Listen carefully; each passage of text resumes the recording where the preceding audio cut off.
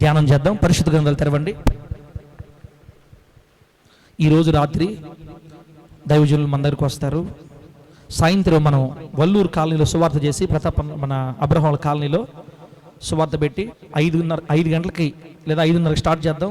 6:20 లోపల 15 లోపల ముగించుకొని వచ్చేద్దాం. మనం 7 గంటలకి స్టార్ట్ చేయాలి కాబట్టి సువార్త కూడా మనం ఆపకూడదు, చేద్దాం ఇక్కడే మన దగ్గరే.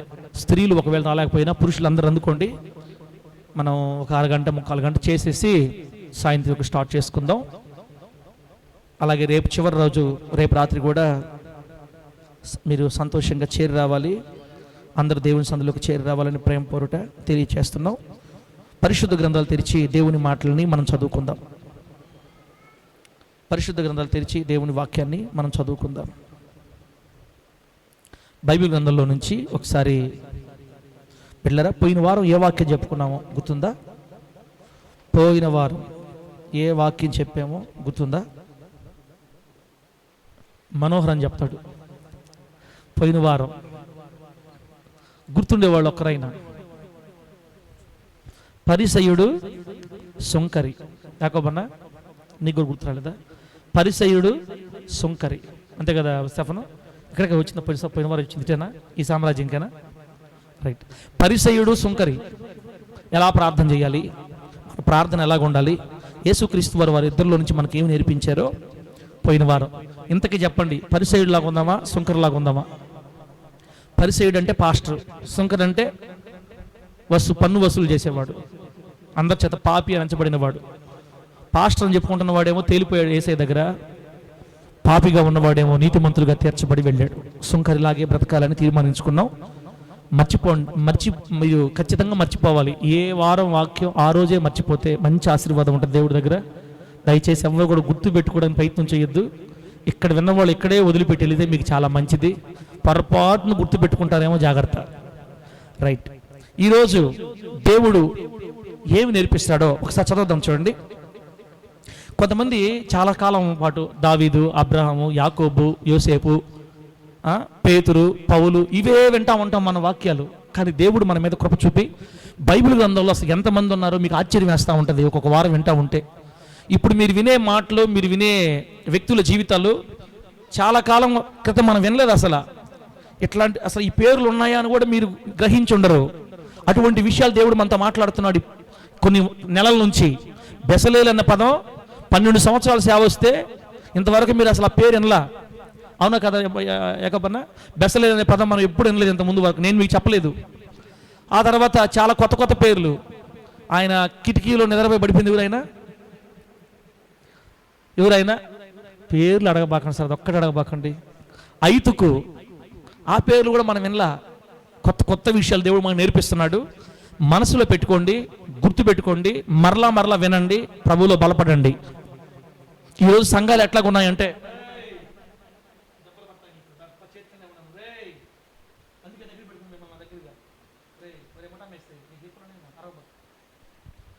ఇదిగో బిడ్లరా, ఏం చెప్పాను, పోయింది. సంఘం అంటే ఎటనా? దేవుని నామానికి మహిమ కలుగును గాక. కొన్ని సంఘాలు కొన్ని సంఘాలు కాదు, సరే పర్వాలేదులే, మళ్ళీ ఫస్ట్ నుంచి మాట్లాడుకుందాం. దేవుడు మనకు కొన్ని విషయాలు నేర్పించినప్పుడు వాటిని మనసులో పెట్టుకోవాలి, వాటి ప్రకారం నడవాలి.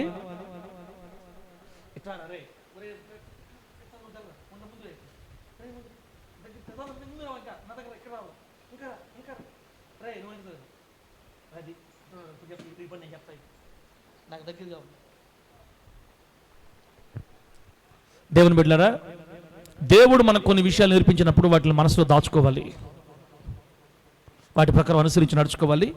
ప్రభువు మనకు కొత్త కొత్త విషయాలు తెలియచేస్తున్నప్పుడు మర్చిపోకుండా మనసులో పెట్టుకోండి.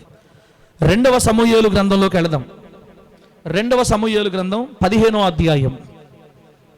2వ సమూయేలు గ్రంథం 15వ అధ్యాయం 13వ వచనం నుండి 23వ వచనం వరకు చదివితే, 2వ సమూయేలు గ్రంథం 15వ అధ్యాయం 13వ వచనం నుండి 23వ వచనం వరకు చదివితే కొన్ని విషయాలు ఇలా రాయబడి ఉంటాయి.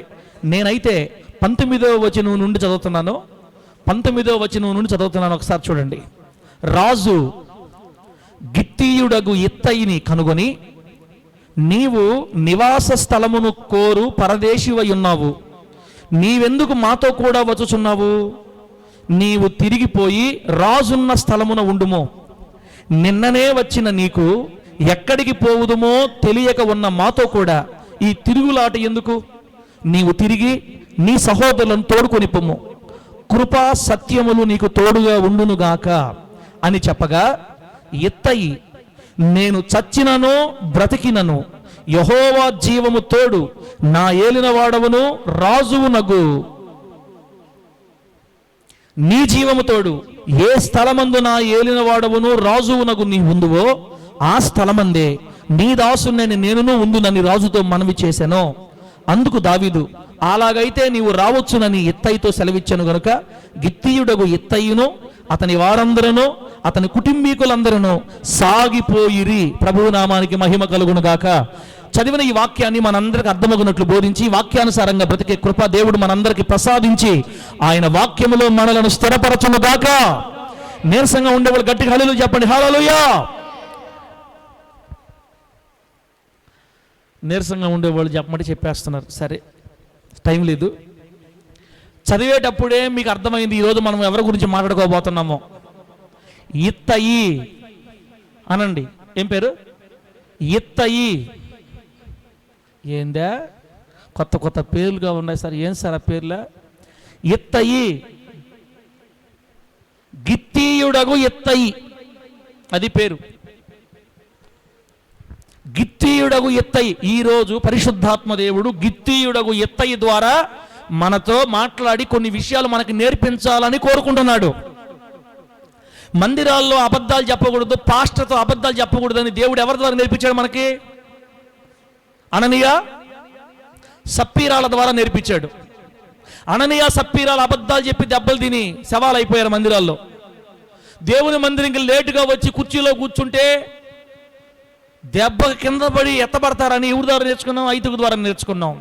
దైవజనుడికి కుడి హస్తంగా ఉండాలా, దైవజనుడికి భారాన్ని మొయ్యాలా, దైవజనుడి వెంటనే ఉండాలా, కష్టమైన నష్టమైన ఆయనతో సాగాల, నమ్మకస్తుడిగా ఉండాలని నమ్మకస్తుడైన హూరు ద్వారా తెలుసుకున్నాం. ఇలా కొన్ని అనేక విషయాలు దేవుడు మనకి ఎన్నో విషయాలు నేర్పిస్తా వచ్చాడు. నేర్చుకున్న వాటిని వదిలేశారో నాకు తెలియదు.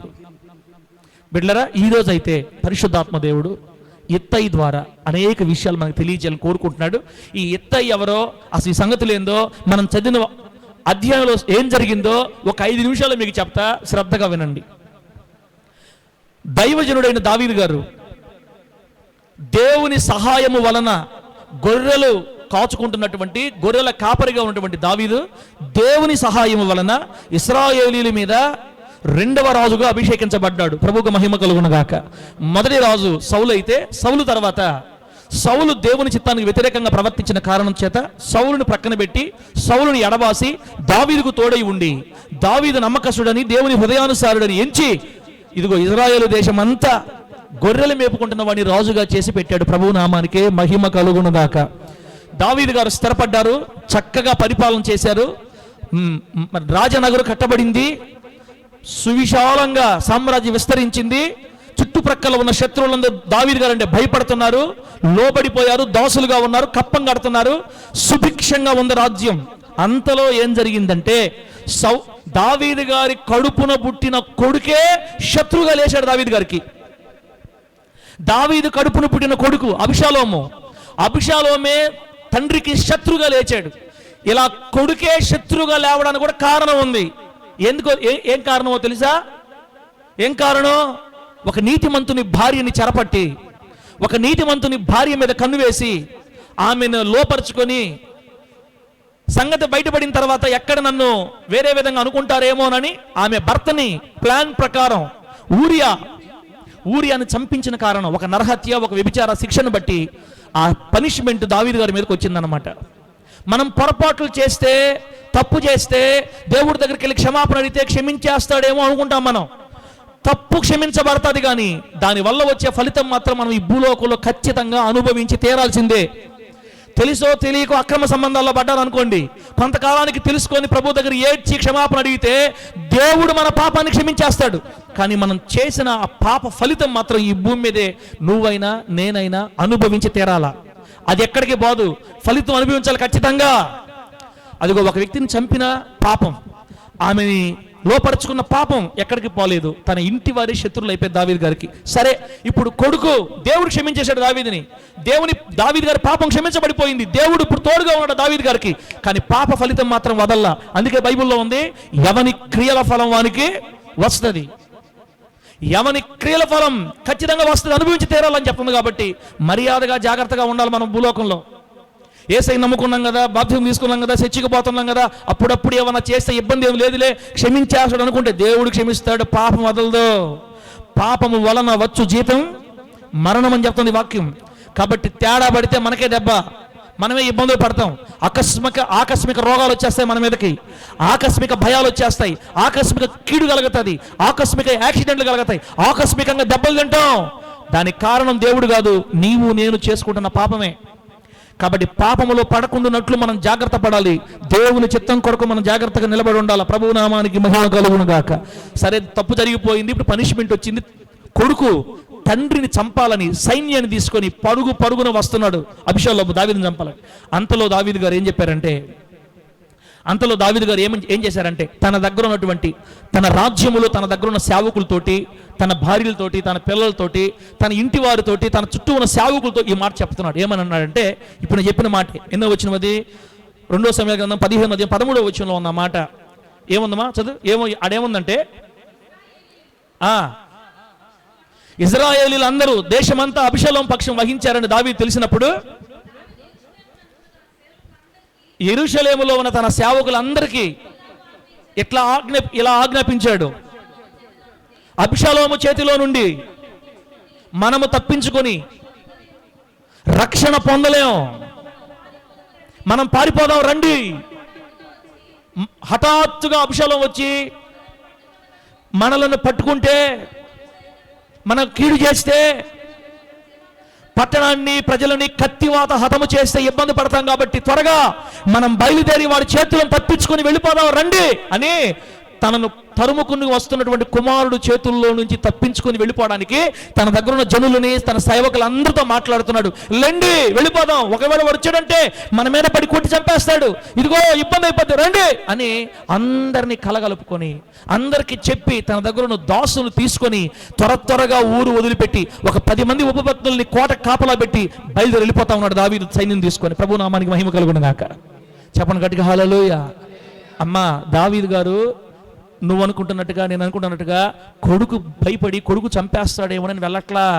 అట్లా చెప్పాడు దావీదు గారు. దావీదు గారు ఎవరో తెలుసా? సింహపు గుండె కలిగిన వాళ్ళు కూడా దావీదు గారిని చూస్తే గడగడ వణకతారంట. బైబిల్ చెప్తుంది ఆ మాట. దావీదు గారిని చూస్తే సింహపు గుండె కలిగిన వారు సైతం దిగులు పడిపోతారు. అంతటి తెగువ, అంతటి యుద్ధశాలి, అంతటి నేర్పరి, 18 సంవత్సరాల వయసులోనే ఒకే ఒక్క రాయితో పడుకోబెట్టాడు మనిషిని. ఆమె అన్నాడు గట్టిగా. దావీదు గారి డిక్షనరీలో భయము పదాలు లేవు. భయము, నా బిడ్డ నన్ను చంపేస్తా, అవన్నీ లేవు. కాకపోతే ఎందుకు దావీదు గారు అక్కడి నుంచి వెళ్ళిపోతున్నారు తెలుసా? నా బిడ్డ నా చేతిలోకి వస్తే నేను వాడిని చంపాల్సి వస్తుంది, నా బిడ్డే బతకనీలే, వాడే చేసుకోని రాజ్యాన్ని, నేనే వెళ్ళిపోతానని కుమారుడి మీద ప్రేమ, తండ్రి ప్రేమ, తన బిడ్డ తన చేతుల్లో చచ్చిపోవటం ఇష్టం లేక తన బిడ్డ కొరకు తన అన్ని వదిలిపెట్టేసి, దేశం వదిలిపెట్టేసి, పైకేమో అమ్మో చంపేస్తాడు మనల్ని, రే చంపేస్తాడు లేండి అని తీసుకెళ్ళిపోతున్నాడు. అది తండ్రి ప్రేమ. ఈరోజు ఈ మందిరంలో కూర్చున్న వాళ్ళు ఎవరైనా కూడా ఇంకా పాపపు లోతుల్లో ఉంటే దేవుడు నిన్ను ఎందుకు శిక్షించట్లేదు తెలుసా? ఇంకా నీకు ఎందుకు దెబ్బలు పడట్లేదు తెలుసా? నువ్వు నశించిపోవడం తండ్రికి ఇష్టం లేదు కాబట్టి, నువ్వు నేను మారు మనసు పొందడం దేవునికి ఇష్టం కాబట్టి, నువ్వు నశించిపోవడం ప్రభు చిత్తం కాదు కాబట్టి నీకు సమయం ఇవ్వబడుతుంది. అంతేగాని మనం కొట్టలేక మనల్ని గాయపరచలేక కాదు. శ్రమ రావట్లేదు కదా అని, కష్టాలు రావట్లేదు కదా అని, ఏం కావట్లేదు కదా అని ఇంకా పాపంలో కొనసాగితే అది మనకే నష్టం బిడ్డలారా. అందుకని అందరిని తీసుకొని ఊర్లో నుంచి బయలుదేరి అడవిలో పడి వెళ్ళిపోతా ఉన్నారు. ఇలా వెళ్ళిపోతా ఉంటే జనులందరూ ఏడుస్తున్నారని రాయబడింది అక్కడ. జనులు ఘోరంగా ఏడుస్తున్నారు బిడ్డలారా. 100 మంది బయలుదేరారండి దావీదు గారితో. ఇలా వెళుతూ ఉండగా బిడ్డలు ఒక మాట చూడండి, అక్కడ రాయబడింది ఏంటంటే, ఇలా వెళుతూ ఉన్నారు. ఇంచుమించుగా 1000 మంది దాకా ఉన్నారండి అందరు కలిపి. 1000 మంది కంటే ఎక్కువే ఉండొచ్చు. ఆయన సేవకుని భార్యలు, పిల్లలు అందరూ కలిసి ఈ వెళుతూ ఉన్న సమయంలో దావీదు గారికి దగ్గరలో ఒక వ్యక్తి కనపడుతున్నాడు.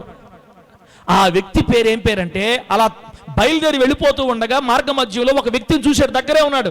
ఆ వ్యక్తే గిత్తీయుడైన ఇత్తయి. గిత్తీయుడైన ఇత్తయి అనే వ్యక్తి కనబడితే, ఇత్తయి ఇలారా, ఇత్తయి ఇలారా అని పిలిచాడు దావీదు గారు. దగ్గరకు వచ్చాడు ఆ ఇత్తయి అనే వ్యక్తి. ఆ దగ్గరకు వచ్చిన వ్యక్తితో దావీదు గారు ఏమంటున్నారంటే, ఇత్తయి నీవెందుకు మాతో కూడా వస్తున్నావు? ఏమంటాడు దావీదు గారు, నువ్వెందుకు మాతో కూడా వస్తున్నావు? నువ్వు పరదేశిగా వచ్చావు, నివాస స్థలాన్ని కోరుకొని మా మధ్యకు వచ్చావు. మేము ఎక్కడికి వెళ్తున్నామో మాకు తెలియదు. ఇత్తయ్ మేము ఎక్కడికి వెళ్తున్నామో ఎక్కడుంటామో మాకు తెలియదు. నిన్ననే వచ్చావు మా దగ్గరకు. నువ్వు నిన్ననే వచ్చిన నీకు ఎక్కడికి పోదుమో తెలియక ఉన్న మాతో కూడా ఈ తిరుగులాడు దేనికి? ఇదిగో నువ్వు నీ సహోదరులు తోడుకొని వెనక్కి వెళ్ళిపో. రాజు వస్తాడు, నా కొడుకు వస్తాడు, వాడి దగ్గరుండు, రాజు దగ్గరుండు. నువ్వు పోయి ఈ తిరుగులాడు దేనికి? తిరిగి వెళ్ళిపో, కృపా సత్యములు నీకు తోడుగా ఉంటాయి అని దావీదు గారు చెబితే, ఆ ఇత్తయి దావీదు గారితో ఏమంటున్నాడు అక్కడ రాయబడింది. ఈ మాట ఈరోజు మన పాయింట్. ఇత్తయి ఆ మాటకి ఏమంటున్నాడంటే, ఇదిగో వెనక్కి వెళ్ళిపో, మేము ఎక్కడ పోతున్నామో మాకు తెలియదు, అసలు ప్రాణభయంతో పారిపోతున్నాం ఎక్కడి నుంచి. ఇత్తయి నిన్నే వచ్చావు పరదేశిగా మా ప్రాంతానికి నివాసం ఉండాలని, మళ్ళీ మాతో ఈ తిరుగులాడు దేనికి? రాజు వస్తాడు, నా కొడుకు వస్తాడు, అక్కడికి వెళ్ళిపో అంటే ఇత్తయి ఏమంటున్నాడు తెలుసా? నేను చచ్చినను బ్రతికినను. ఆమెను చెప్పండి గట్టిగా, చెప్పండి గట్టిగా ఆమెనని. ఏమంటున్నాడు? నేను చచ్చినా నేను బ్రతికినా యెహోవా జీవము తోడు, నా ఏలిన వాడవు రాజు నాకు నీ జీవము తోడు. ఏ స్థలమందు నీ ఉంటావో అదే స్థలంలో నేను కూడా ఉంటా. ఆమె చెప్పండి గట్టిగా. నేను సచ్చినా నేను బ్రతికినా నువ్వు ఎక్కడ ఉంటావో రాజా అక్కడే ఉంటా. ఎప్పుడైతే ఆ మాట అన్నాడో అప్పుడు దావీదు గారు అంటారు, అలాగైతే వెళదాం పద, ఇంక నువ్వు అంత తీర్మానం చేసుకున్నప్పుడు ఎందుకులే, వెళ్దాం పదండి అని చెప్తే, ఇత్తయితో పాటు అతని కుటుంబపు వారు అతనితో వచ్చిన వాళ్ళందరూ కలిసి, అతని కుటుంబీకులు అందరూ కలిసి దావీదు గారితో పాటు అరణ్యంలో సాగిపోతున్నారని రాయబడింది. ఇప్పుడు మీకు చిన్నగా ఆ సన్నివేశం అర్థమైందని అనుకుంటున్నాను నేను. దేవుని నామానికి మహిమ కలుగును గాక. సంతోషంగా రాజ్యాన్ని పరిపాలిస్తున్న దావీదు గారి కుటుంబంలో, రాజ్యంలో ఒక పెద్ద సుడిగాలి తన కొడుకు ద్వారా వచ్చింది. ఎక్కడ వచ్చి చంపేస్తాడేమోనని, తన బిడ్డ తన చెల్లి చచ్చిపోతాడేమోనని పుత్ర ప్రేమతో బయటపడకుండా అందరం తీసుకొని ఊరు వదిలిపెట్టి వెళ్ళిపోతా ఉంటే, తన కనబడిన ఇత్తయితో చెప్తున్నాడు, ఇత్తయి నిన్నే వచ్చావు మా దగ్గరికి, నువ్వు అప్పుడే మేము ఎక్కడికి వెళ్తున్నా మాకు కూడా తెలియదు, ఎందుకు అంత కష్టం, వెనక్కి వెళ్ళిపో రాజు దగ్గర ఉండంటే, రాజా నేను చచ్చిపోయినా నేను బ్రతికినా నువ్వెక్కడ ఉంటావో నేను అక్కడే ఉంటా. ఈ మాట చెప్పేటప్పుడు మనకి ఎవరు గుర్తొస్తున్నారు చెప్పండి? నువ్వెక్కడ ఉంటావో నేను అక్కడే ఉంటా. నీ జనమే నా జనం, నీ దేవుడే నా దేవుడు. నువ్వెక్కడ చచ్చిపోతావో అక్కడే చచ్చిపోతా, నువ్వెక్కడ సమాధి చేయబడతావో అక్కడే సమాధి చేయబడతా. అత్త మరణము తప్ప నిన్ను నన్ను ఏది వేరు చేసినా నాకు కీడు కలగాలి, నేను నిన్ను వదలను అత్త అని ఎవరు చెప్పండి? ఎవరు? దావీదు గారి వాళ్ళ, దావీదు గారి నానమ్మకి నానమ్మ, దావీదు గారి నానమ్మ రూతు. దావీదు గారికి ఆ మాటలు గుర్తొచ్చాయి, మా నాన్నమ్మ కూడా ఎట్టే చెప్పిందే అని. ఇత్తయి చెప్తున్నాడు, గిత్తీయుడని ఇత్తయి చెప్తున్నాడు, రాజా యెహోవా జీవము తోడు, నీ జీవము తోడు, నేను చచ్చినా బ్రతికినా నువ్వు ఎక్కడుంటావో నేను అక్కడే ఉంటా. అయితే పద అని తీసుకొని వెళ్ళిపోయారు ముందుకి. అతనితో పాటు అతని కుటుంబం వారందరూ సాగిపోయారు. అయితే పాస్టర్ గారు బాగుంది, ఇప్పుడు మాకేం చెప్పాలనుకుంటున్నావు నువ్వు? గిత్తీయుడైన ఇత్తయిలో నుంచి మాకేం చెప్పాలనుకుంటున్నావు నువ్వు అంటే, ఏం చెప్తానో ఒక్కొక్క పాయింట్ చెప్తా, మీరు గుర్తుపెట్టుకోండి. ముందుకు వెళ్దాం. అసలు ఈ గిత్తీయుడైన ఇత్తయి ఎవరు? ఈ గిత్తీయుడైన ఇత్తయి ఎవరు అంటే, బిడ్డరా మనకు బైబిల్ గ్రంథంలో ఫిలిస్తీయుల పట్టణాలు 5 ఉంటాయి. ఫిలిస్తీయుల పట్టణాలు 5 ఉంటాయి అన్నమాట బైబిల్ గ్రంథంలో. ఫిలిస్తీయులు అంటే ఎవరు? ఇశ్రాయేలీలకి బద్ధ శత్రువులు. ఇశ్రాయేలీలు ఆ దేశంలో ఉండటం అసలు వాళ్ళకి ఇష్టం లేదు. ఈ ఫిలిస్తీయులకి ఇశ్రాయేలీలకి ఎప్పుడు సమాధానం ఉండదు, 24 గంటలు తన్నుకోవడమే, కొట్టుకోవడమే. మా దేశం ఇది, మా దేశం ఏదని వాళ్ళు రే మాకు దేవుడిచ్చాడని వీళ్ళు ఎప్పటికీ శత్రువులే, బద్ధ శత్రువులు. ఈ ఫిలిస్తీయుల పట్టణాలు 5 ఉన్నాయి బైబిల్లో. యెహోషువ గ్రంథం 13వ అధ్యాయం 3వ వచనంలోను, మొదటి సమూయేలు గ్రంథం 17వ అధ్యాయం 4వ వచనంలో, 6వ అధ్యాయం 17వ వచనంలో రాసుకో హవిలా. మొదటి సమూయేలు గ్రంథం 17వ అధ్యాయం 4వ వచనం, అలాగే 6వ అధ్యాయం 17వ వచనం, యెహోషువ గ్రంథం 13:3లో ఈ 5 పట్టణాల పేర్లు ఉంటాయి. ఫిలిస్తీన్ల 5 పట్టణాల పేర్లు ఏంటంటే, ఒకటి గాజా, గాజా పట్టణం ఫిలిస్తీన్ది. అష్కెలోను, అది ఫిలిస్తీన్ది. అష్డోదు మూడోది, ఎక్రోను నాలుగోది, గాతు ఐదోది. ఈ 5 పట్టణాలు ఫిలిస్తీన్ల పట్టణాలు. రాసుకునే వాళ్ళు రాసుకోండి. గాజా, అష్కెలోను, అష్డోదు, ఎక్రోను, గాతు. ఈ 5 పట్టణాలు ఫిలిస్తీన్ల పట్టణాలు అన్నమాట. ఈ 5 పట్టణాలని 5 సర్దారులు పరిపాలిస్తుంటారు. ఫిలిస్తీన్ల సర్దారులు అంటారు వాళ్ళని, ఫిలిస్తీన్ నాయకులు అంటారు. ఈ 5 పట్టణాలలో చివరిదుందే గాతు. ఈ గాతు పట్టణములో నివసించే వాళ్ళని గిత్తీయులు అంటారన్నమాట. ప్రభు నామానికి మహిమ కలుగును గాక. అంటే ఈరోజు దావీదు గారితో మాట్లాడింది ఎవరు? ఇశ్రాయేలీయుడు కాదు, బద్ధ శత్రువు అయినటువంటి ఆ ప్రాంతంలో వచ్చినటువంటి ఈ ఫిలిస్తీయుడు, గిత్తీయుడు అని ఎత్తయి. అంటే గాతు పట్టణస్థుడు ఎత్తయి. మరి దావీదు గారితో ఎందుకు కలుసుకున్నాడు? ఏదో సమాచారం ఉందేడా, ఏదో జరిగింది. ఒక బద్ధ శత్రు దేశానికి చెందిన ఒక వ్యక్తి దావీదు గారి సైన్యులు కలిసిపోయి వచ్చి దావీదు గారితో స్నేహం చేస్తున్నాడు. వచ్చి ఏం జరిగింది? ఫిలిస్తీయుడు ఇశ్రాయేలుతో స్నేహం చేస్తున్నాడు. ఇశ్రాయేల్ రాజు దగ్గరకు వచ్చి శరణు వేడుతున్నాడు. ఇశ్రాయేలుతో కలిసిపోయాడు. వచ్చి ఏం జరిగింది బిడ్డలారా? ఈ 5వ పట్టణం గాతు ఉందే, ఈ గాతు పట్టణానికి చెందిన వాడే ఈ ఇత్తయి. అయితే ఇప్పుడు ఈ గాతు అనే పట్టణాన్ని ఈ రోజు ఏ పేరుతో పిలుస్తారో తెలుసా? టెల్ అల్ షఫీ అంటారంట. టెల్ అల్ షఫీ. ఇప్పుడు ప్రజెంట్ ఆ ఊరు పేరు టెల్ అల్ షఫీ, ఆ గాతు పట్టణాన్ని. అవన్నీ మాకు ఎందుకు చెప్తున్నావు సార్? నువ్వా ఏం చెప్తున్నావు నువ్వు? అసలు మాకు ఏదో తలకాయ నొప్పి పుట్టిస్తున్నావేంది? ఏదో చెప్పాలని స్ట్రైట్గా చెప్పలేవా అన్నట్టు చూస్తున్నారు మీరు. మీకు అవన్నీ అర్థం అవ్వాలంటే ఏం నుంచే రావాలా? అసలు పూర్వతలు చెప్పుకుంటా వస్తే మీకు అర్థమవుతుంది. ఈరోజు వాక్యం ఏంటంటే, గిత్తీయుడైన ఇత్తయి ద్వారా దేవుడు మనకు కొన్ని విషయాలు నేర్పించాలనుకుంటున్నాడు. అర్థమైతే ఆమేనండి? గట్టి చెప్పండి హల్లెలూయా. గిత్తీయుడైన ఇత్తయి ద్వారా అనేక అమూల్యమైన విషయాలు దేవుడు మనకు నేర్పించాలని కోరుకుంటున్నాడు. అసలు ఇత్తయి ఎవరు అనేది మీకు తెలియాలి కదా. ఆనాడు ఇజ్రాయెల్ దేశానికి ఆనుకుని ఉన్న 5 ఫిలిస్తీయ పట్టణాలు, సర్దారులు పరిపాలిస్తున్న 5 పట్టణాల్లో ఒక పట్టణమైన గాతు పట్టణానికి చెందిన వారిని గిత్తీయులు అంటారు. అసలు ఫిలిస్తీయుడు ఇశ్రాయేలీయుల బద్ధ శత్రువు దావీదు గారి దగ్గరికి ఎందుకు వచ్చినట్టు ఇప్పుడు చూద్దాం, నేర్చుకుందాం బిడ్డలారా. ఈ గాతు పట్టణాన్ని ప్రజెంట్ టెల్ అల్ షఫీ అంటారనమాట. అసలు ఈ గాతు పట్టణానికి చెందిన వాడు ఒకడున్నాడు. మనం అప్పుడప్పుడు మాట్లాడుకుంటా ఉంటాం, గొల్లియాత్ అని. ఈ గొల్లియాత్ ఎవరో తెలుసా? ఈ గాతు పట్టణానికి చెందిన రాజు, ఫిలిస్తీన్ల సర్దార్ అనమాట. గాతు పట్టణానికి చెందిన సర్దార్, ఈ గాతు పట్టణానికి చెందిన నాయకుడే గొల్లియాతు. ఈ గొల్లియాతుని ఒక దెబ్బతో, రాయితో ఎవరు చంపేసిందే? ఎవరు చంపి చెప్పండి? తమ దేశానికి చెందిన రాజుని, తమ దేశానికి చెందిన నాయకుడిని ఒకే రాయితో కింద పడుకోబెట్టిన దావీదు గారి దగ్గర వచ్చి కలిసిపోయాడు. ఇప్పుడు ఈ మనిషి ఏంది, మా రాజుని రాయితో కొడతావారా రే, నీ అంతు అనాలి మామూలుగా. వారి రాజునే రాయితో కొట్టి అతని కత్తితోనే అతని తల తెగవేస్తే ఈ రోజు మళ్ళా అదే దావీదు దగ్గరకు వచ్చి కలిసిపోయాడు. ఏంది, బద్ధ శత్రువు వచ్చి దావీదుతో కలిసిపోయాడు. అసలు ఏం జరిగింది? సరే కానీ గొల్లియాతుని చంపాలనుకున్నప్పుడు దావీదు గారు ఏలా లోయలో ఎన్ని రాళ్ళు ఏరుకున్నాడు చెప్పండి? ఎన్ని రాళ్ళు? 2 సార్. రాళ్ళు ఎన్ని, చిలకలు ఎన్ని? మమ్మల్ని అడగొద్దు మీరు సార్. మేమేదో నువ్వు చెప్తే 4 మాటలు ఇన్ని నేర్చుకునే వాళ్ళమే. మమ్మల్ని ఎంతో సార్ ప్రశ్నలు వేసి చంపుతారా? అమ్మ 5 రాళ్ళు అమ్మా. చెప్పండి ఎన్ని రాళ్ళు?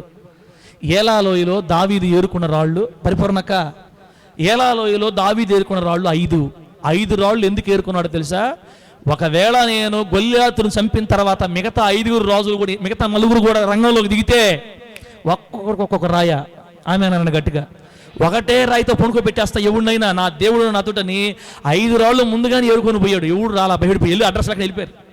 ఈ కత్తితో తలకాయ నరికేయలేక అడ్రస్ లేకుండా పారిపోయారు అంతా. చూసారా? 5 పట్టణాల సర్దారులను చంపడానికి దావీదు 5 రాళ్ళు ఏరుకోబోయాడు. అది లెక్క. ఈ గాతు పట్టణానికి చెందిన వాళ్ళని గిత్తీయులు అంటారు. ఈ గిత్తీయుడు, ఈ గాతు పట్టణస్థుడే ఈ రోజు దైవజనుడైన దావీదు గారితో కలిసిపోయాడు. వచ్చి ఏం జరిగింది బెటారా? ఏం జరిగింది? ఇప్పుడు ఒక మాట చూడండి. గిత్తీయుడు నాకు ఇత్తయి దావీదుతో ఏమన్నాడన్నా? యాకోబన్నా ఇందాక ఇత్తయి దావీదుతో ఏమన్నాడు? అయ్యా నిన్ననే వచ్చావు నువ్వు అంటే ఒక మాట చూడండి, ఏం జరిగిందో ఏమో కానీ ఆ గాతు పట్టణంలో ఉన్న ఈ ఇత్తయి మనసు మారిపోయింది. ఇంక ఈ ఊర్లో ఉండకూడదు, నేను ఎక్కడికి వెళ్ళాలంటే యెహోవా దేవుణ్ణి సేవిస్తున్న రాజుగారైన దావీదు గారి దగ్గరికి వెళ్ళిపోవాలి. నేను ఆమెనానండి. నేను వెళ్ళిపోయి ఇక అక్కడే ఉండిపోతా. అక్కడెక్కడైనా దావీదు చిన్న స్థలం చూపిస్తే చిన్న ఇల్లు వేసుకొని వాళ్ళ మధ్యలోనే నేను ఉండిపోతా. ఈ గాతులో నేను ఉండను. నాకు అవసరం అనుకొని వస్తా తనతో పాటు 600 మంది తీసుకొని వచ్చాడు. ఆమె చెప్పండి, ఎంతమందిని? 600 మందిని తీసుకొని నేరుగా దావీదు గారు రాజుగారి దగ్గరికి వచ్చాడు. నిన్నే జరిగింది సంగతి. నిన్నే వచ్చి, రాజా అయ్యా, నేను గాతు పట్టణస్థుణ్ణి, నాకు అక్కడ నివసించాలనిపించట్లేదు, మీతో పాటు బతకాలనుంది, మీ మధ్య బ్రతకాలనుంది. ఎక్కడైనా స్థలం చూపిస్తే మేము చిన్న గుడిసెలు వేసుకొని గుడారాలు వేసుకొని మీ మధ్య బతకతామయ్యా. అవును, ఎందుకు వచ్చావు నువ్వు? నాకు వద్దయ్యా, ఆ దేశం వద్దు, ఆ ప్రాంతం వద్దు, నాకు వద్దు, నేను మీతోనే బతికేస్తాను, మీతోనే జీవించేస్తాను అని ఏదో మాటలు చెప్పాడు. ఓ అవునా, సరే కొంతకాలం చూస్తాం కానీ పలానా దగ్గర టెంట్లు వేసుకోండి అంటే నిన్నే వాళ్ళు వెళ్ళి ఆ ప్రాంతం క్లీన్ చేసుకొని టెంట్లు వేసుకొని రాత్రి అన్నం వండుకొని తిన్నారు. అంతే. పొద్దున్న ఈ విషయం తెలిసింది. ఏమని? దావీదు గారి మీదకి తన కొడుకు బయలుదేరి వస్తున్నాడు. దావీదు గారు మన అందరం బయలుదేరి వెళ్ళిపోదాం అని చెప్పేస్తున్నాడు కనుక దావీదు గారు బయలుదేరి వెళ్ళిపోతున్నారు అని తెలిసేలేకి మొత్తం మూట ముళ్ళు టెంట్లు మొత్తం సర్దుకొని సంకలు పెట్టుకొని పరిగెత్తు చేశారు. 600 మందిని తీసుకొని తన భార్యల్ని పిల్లలు మొత్తం తీసుకొని ఈ ఇత్తయి పరుగుని వెళ్ళిపోతున్న దావీదు గారు సైన్యులు కలిసిపోయాడు వచ్చి. ఆమేనండి. చెప్పండి గట్టిగా హల్లెలూయా. వచ్చింది ఎప్పుడమ్మా? ఆ ఊరికి వచ్చింది ఎప్పుడు? ఇత్తయి ఆ ఊరికి వచ్చింది ఎప్పుడు? ఎన్ని రోజులు అయింది? నిన్నే వచ్చాడు. పాపం పరిస్థితులు బాగలేక ఇక్కడే ఉందామని వచ్చాడు. వచ్చిన 2వ రోజే దెబ్బ. ఎవరైనా ఏమనుకుంటారు? ఒరే అభయా, మనమేదో ఏడకుందామని మనం వస్తే ఇదేంది దావీదు గారు ఈరోజే మళ్ళా బయలుదేరి వెళ్ళిపోతున్నాడు, మనం ఈయన నమ్ముకొని వచ్చాము, మళ్ళీ ఈయన కొడుకే విరోధం అయిపోతే ఇప్పుడు ఎట్లా చేయాలరా, ఎలా చేద్దాం చెప్పండి అంటే వాళ్ళలో ఒకడు చెప్తాడు, రాజా ఇబ్బంది ఏముంది, దావీదు గారికి ఇప్పుడు సీట్ అయిపోయింది, ఇక్కడ దావీదు గారు సింహాసనం పోయి ఓడిపోయేటట్టు ఉన్నాడు, ఇప్పుడు మనం ఏం చేయాలంటే జెండా మార్చేద్దాం, ఈ పార్టీలోంచి ఆ పార్టీలకు మారిపోదాం, వాళ్ళ కొడుకు దగ్గరికి వెళ్ళిపోయి రాజా మేము నీకు దాసోహం అయిపోతాం, మీ ఊర్లో ఉందామని వచ్చాం, మీ నాన్నగారు అనుకున్నాం కానీ మీ నాన్నగారు వేస్ట్ ఫెలో, నీ పక్షాన్ని జరిపోతా రాజా, ఇంకో మాట్లాడు, మేము వస్తా నేను వస్తా 600 మంది తీసుకొని వచ్చా, నీతో పాటు మేము యుద్ధం చేస్తాం మీ నాన్నతోటి అని అయినా కూడా అని మారిపోవచ్చు, అవసరమైతే మారిపోవచ్చు. అసలు దావీదు గారు ఇప్పుడు అడవుల్లోకి పోతున్నాడు, అడవుల్లో ఎక్కడ అన్నం వేట ఊరు పెడతారు, ఏమైనా ఊరు పెడతారు, ఏడన్నా ఉంటే వచ్చే రాదన్న భోజనం పెడతారు అనుకోవాలి మామూలుగా, కానీ అలా అనుకోవాలా ఇత్తయి, అలా అనుకోకుండా పరిస్థితులు ఏమైనా కావచ్చు, రే పైకి లేండి త్వరగా, దావీదు గారు ఎక్కడుంటే అక్కడ నేను ఉండాలా, ఆమేనండి. దావీదు గారు కొరకే నేను వచ్చా, దావీదును బట్టే నేను ఈ ప్రాంతానికి వచ్చా, దావీదు గారు ఎక్కడుంటే నేను అక్కడ ఉంటా, బయలుదేరండి 600 మంది తీసుకొని బిడ్డలు మొత్తం తీసుకొని సైన్యులు కలిసిపోయి దావీదు గారి దగ్గరకు వస్తే దావీదు అంటున్నాడు, ఇత్తయ్ నిన్నే కదా వచ్చావు, నువ్వు ఎక్కడ పోతున్నావో మాకే తెలియదు, ఎందుకు ఇబ్బంది పడతావు, అందరం తీసుకుని వెనక్కి వెళ్ళిపో, రాజు ఉన్న స్థలంలో ఉండు, నీకు బాగుంటుందంటే ఇత్తయ్ చెప్తున్నాడు, రాజా నేను బ్రతికినా నేను చచ్చినా, ఆమేనండి అనండి, ఆమేనని, నేను బ్రతికినా నేను చచ్చినా, సంతోషమ్మా బయటికి రా, చేస్తున్నాములా బెడ్లో నుంచి బయటికి రా, నేను బ్రతికినా నేను చచ్చినా నీవు ఎక్కడుంటావో రాజా అక్కడే నేనుంటా. అసలు ఇజ్రాయెల్ దేశంకి వచ్చింది నేను వచ్చి ఏదో సుందరంగా అనుభవిద్దామని కాదు, దావీదు గారు ఎక్కడుంటే అక్కడ ఉండాలని వచ్చాను రాజా, నీకోసం వచ్చా, నిన్ను ప్రేమించొచ్చా, నువ్వు ఎక్కడుంటావు అక్కడే ఉంటా, నీతోనే బతకతా, నువ్వు చచ్చిపోయావా నీతో పాటు నేను కూడా చచ్చిపోతా అని గిత్తీయుడైన ఇత్తయి దావీదు గారితో ప్రమాణం తీసుకున్నాడు. ప్రభు నామానికి మహిమ కలుగునుగాక. ఇప్పుడు దావీదు గారి ప్లేసులో మనం ఎవరిని పెట్టాలో తెలుసా? మనం ఆరాధిస్తున్న యేసయ్యని పెట్టాలి, ఆమేనండి, యేసయ్యని పెట్టాలి. ఇప్పుడు యేసయ్యతో చెప్పండి మీరు ఆ మాట, ఇత్తయి దావీదుతో చెప్పిన మాట మీరు యేసయ్యతో చెప్పండి, దేవా అనండి నాతోటి, దేవా మేము బ్రతికినా, గట్టిగా చెప్పు, అమ్మఒడి డబ్బులు తీసుకున్న గట్టిగా మాట్లాడుతుంటారు, దేవా మేము బ్రతికినా సచ్చినా నువ్వెక్కడుంటావో అక్కడే మేము కూడా ఉంటాం. ఈ మాట చెప్పండి.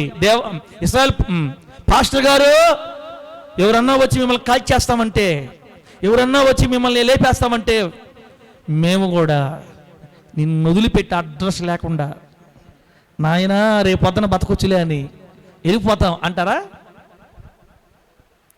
ముందు మనం దేవుణ్ణి పెట్టాలి, రెండోది సంఘాన్ని పెట్టాలి. అక్కడ సంఘమా నేను బతికినా చచ్చినా నువ్వు ఎక్కడుంటావో సంగమా నీతోనే కలిసి ఉంటా. వాళ్ళ మాటలు వీళ్ళ మాటలు అటు ఇటు తిరగను, నేను నీతోనే కలిసి ఉంటా. మూడోది సేవకుని పెట్టాలి. నా దైవజనుడా, నేను బ్రతికినా సచ్చినా చెప్పండి, నువ్వెక్కడుంటావో నేను కూడా అక్కడే ఉంటా. ఎంత మంచోడమ్మా! ఈ ఇత్తయికి ఏంటి ఎంత ప్రేమ దావీదు గారి మీద.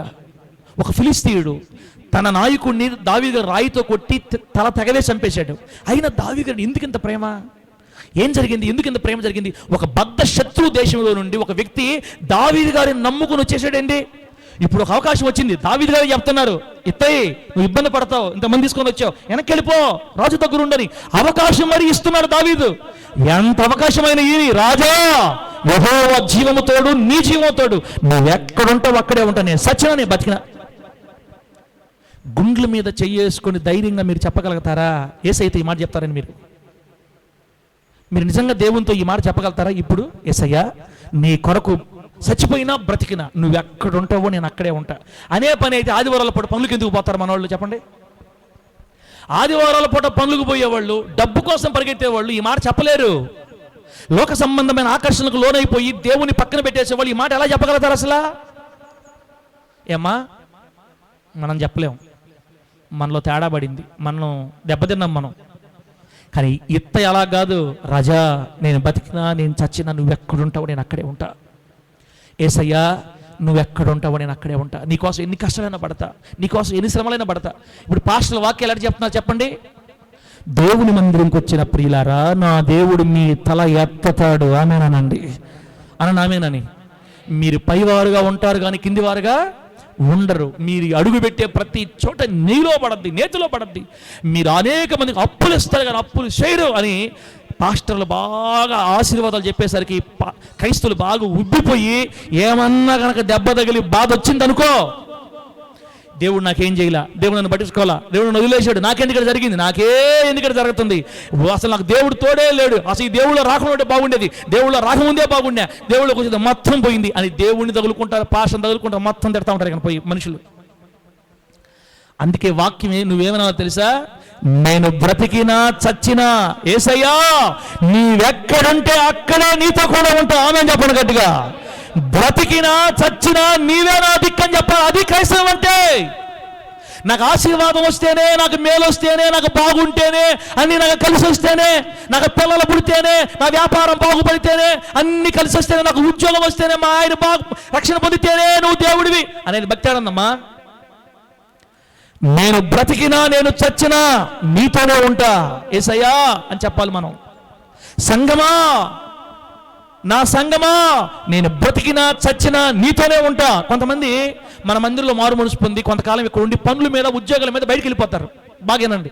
ఒకవేళ ఆ రోజులు భవిష్యత్తులో వస్తే చెప్తున్నా మీకు మీ పిల్లలకి గుర్తుపెట్టుకోండి. ఒకవేళ మనం ఉద్యోగాల రీత్యా వెళ్ళిపోయాం, దూరంగా వెళ్ళిపోయి రేపు హదసహవీరా ఉన్నారు, దేవుడు ప్రేమించి కనికరించి నా సంతానం మీద దయ చూపి వాళ్ళకు సాఫ్ట్వేర్ జాబులు ఇచ్చాడు అనుకోండి, వాళ్ళు బెంగళూరు చెన్నయో ఎక్కడికి దూరం వెళ్ళిపోతారు, మన దగ్గర ఉండరు. ఇక్కడ అప్పుడప్పుడు వస్తారు. వెళ్ళిపోయినప్పుడు అక్కడ కొన్ని సంఘాలకు వెళ్ళాలి ఖచ్చితంగా, మన దగ్గర రాలేరు కాబట్టి అక్కడ సంఘాలకు వెళ్ళాలి. అట్లా సంఘాలకు వెళ్ళిపోయిన వాళ్ళు తల్లి సంఘాన్ని మర్చిపోతారు పూర్తిగా. తల్లి సంఘాన్ని, ఎదిగిన సంఘాన్ని, కష్టపడి పెంచిన సంఘాన్ని మర్చిపోయి అసలుకే లోకంలో కలిసిపోయి సంఘాన్ని, సేవకుడిని, దేవుని అసలు పడుచుకోకుండా వెళ్ళిపోతే వీళ్ళని ఏమనాలా? వీళ్ళు ఇత్తయ్యాలా వీళ్ళు అసలు? సంఘ సహవాసం కావాలి కాబట్టి మనం ఏ మందిరాలకు వెళ్ళినా అక్కడ ఒక మంచి మందిరం చూసుకుని వెళ్ళాలి. కానీ మనసంతా ఎక్కడ ఉండాలా? ఆమె చెప్పండి, ఎక్కడ ఉండాలా? నేను బ్రతికినా నేను చచ్చినా సంగమా నీతోనే ఉంటా. సేవకుడా, దైవజనుడా నీతోనే ఉంటా. ప్రపంచంలో ఎక్కడ చెదిరిపోయిన సేవకుడితో కాంటాక్ట్లో ఉండాలి, సంఘంతో కాంటాక్ట్లో ఉండాలి, అన్నిటికంటే ముఖ్యంగా యేసయ్యతో కాంటాక్ట్లో ఉండాలి. గిత్తీయుడైన ఇత్తయిలో ఎంత ప్రేమ ఉంది. ఏం నేర్చుకుంటున్నావు బిడ్డ? ఏమి నేర్చుకుంటున్నావు ఈరోజు?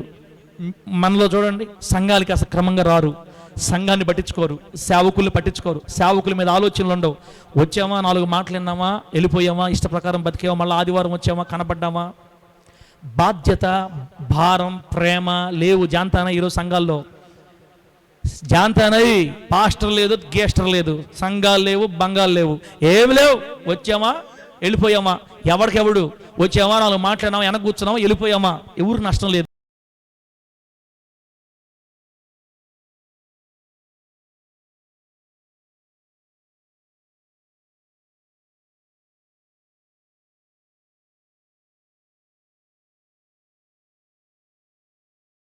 మరణమైన జీవమైన బ్రతుకైనా బతికినా సచ్చినా వదలకుండా వెంబడించిన వాళ్ళు దీవించబడతారు. ఆమేన్ చెప్పండి. చెప్పండి గట్టిగా హల్లెలూయా. చెప్పండి గట్టిగా హల్లెలూయా. కొంచెం గట్టిగా చెప్పండి. పాట పాడాలని ఉంది, కానీ చాలా చెప్పాల్సిన విషయాలు చాలా ఉన్నాయి కాబట్టి కొంచెం ముందుకు పోయి పాడదాం.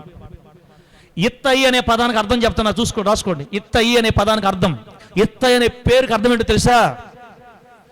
రాజుతో కూడా ఉన్నవాడు అని అర్థం. అబ్బా, ఎంత మంచి పదం ఇది, ఎంత మంచి అర్థం. రాజుతో కూడా ఉన్నవాడు అని అర్థం ఇత్తయి అనే పేరుకి. ఇంకో అర్థం కూడా ఉంది, సమీపంగా ఉన్నవాడు. ఇంకో అర్థం కూడా ఉంది, సమయానికి ఉన్నవాడు. పేరులో ఎంత అర్థం ఉందో అది నెరవేర్చి చూపించాడు అమ్మ ఇత్తయి. రాజుతో కూడా ఉన్నవాడు అని అర్థం ఇచ్చే పేరు పెట్టుకున్నాడు ఇత్తయి అని. సమీపంగా ఉన్నవాడు, రాజుగారి దగ్గరలో ఉన్నాడు, రాజుగారి దగ్గరికి సమయానికి వచ్చాడు, సమయానికే ఉన్నవాడు. అబ్బో, మంచి పేరు పెట్టుకున్నాడు ఇత్తయి. పేరు ప్రకారం పంపించి పోతలేపో. పేరు ప్రకారమే బ్రతుకుతున్నాడు గిత్తీయుడైన ఇత్తయి. చెప్పండి, ఆ పదానికి అర్థమైంది? ఇత్తయి అనే పదానికి అర్థమైందలే, రాజుతో కూడా ఉన్నవాడు అని అర్థం. రైట్. ఇప్పుడు ఇత్తయిలో నుంచి కొన్ని అమూల్యమైన విషయాలు మనం నేర్చుకున్న వాటిని మనసులో పెట్టుకుందాం. ఎందుకు ఈ అన్యజనుణ్ణి, ఈ ఫిలిస్తీయుని మన ముందు పెట్టాడు దేవుడు? యూదుడైతే దేవుని పెట్టయితే మనం అబ్రహాం గారు అంటారా, నేర్చుకుందాం. లేకపోతే పౌలు గారు అంటారా, పేతురు గారు అంటారా, దేవుని పెట్టి నేర్చుకుందాం.